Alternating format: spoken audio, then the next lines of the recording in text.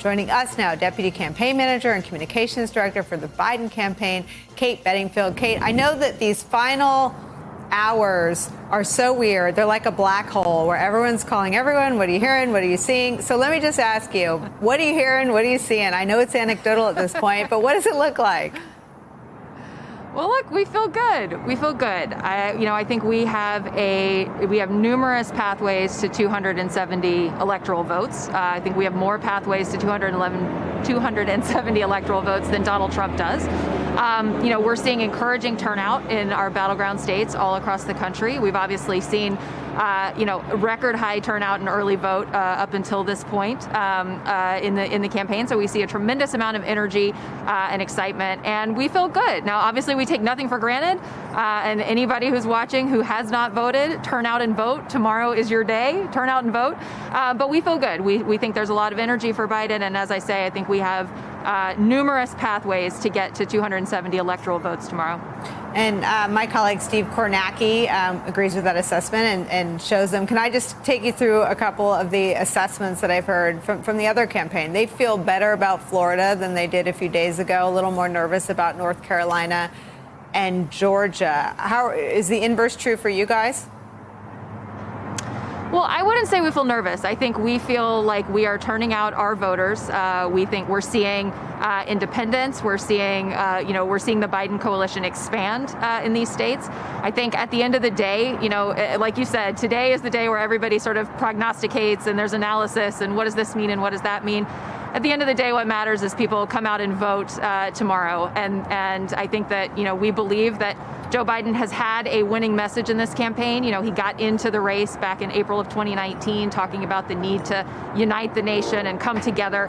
And I think that message has only gotten more powerful across the course of the last year and a half. And as we've come into this pandemic and we've seen Donald Trump, knowingly lie to the American people about the virus and consistently put his own political needs ahead of the needs of the country. So I think that message that Joe Biden has been, got into this race making the case about has really motivated people, and we're really hopeful, and folks should turn out and vote tomorrow. So your sort of grand poobah over all of the legal machinations that are maybe, if not a sure thing, certainly something to be prepared for. Talked about having hundreds, if not thousands, of lawyers ready to activate if Donald Trump's public message of, quote, sending in his lawyers after election night comes to pass.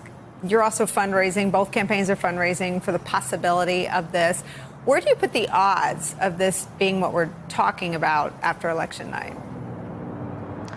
Well, the other thing that he said was it's very telling that Donald Trump is focused on his lawyers in the last few hours of this race and not on his voters. I mean, Trump has made, I think, he's made very clear that he believes that the only way he can win this race is through suppression and through denying people their right to vote. Obviously, our campaign is committed to making sure that every vote counts. As he said, we have an operation in place ready to go. We obviously anticipate that Donald Trump is going to try to pull some of these shenanigans, and we are certainly prepared. We have lawyers where we are ready for that. But I think that, the way that we can ensure that that doesn't happen is people turning out to vote, resoundingly voting for Joe Biden. We feel very good about where we are. And again, would just call on everybody who, has felt embarrassed by Donald Trump for the last 4 years, has felt, has seen their wages decrease, has been frustrated about their inability to get their kids back in school because Donald Trump refuses to take this virus seriously and put in place a plan. Everybody who has felt that at any point in the last 4 years, turn out and vote. This is the moment to vote for change. Hey there, I'm Chris Hayes from MSNBC. Thanks for watching MSNBC on YouTube. If you want to keep up to date with the videos we're putting out, you can click subscribe just below me or click over on this list to see lots of other great videos.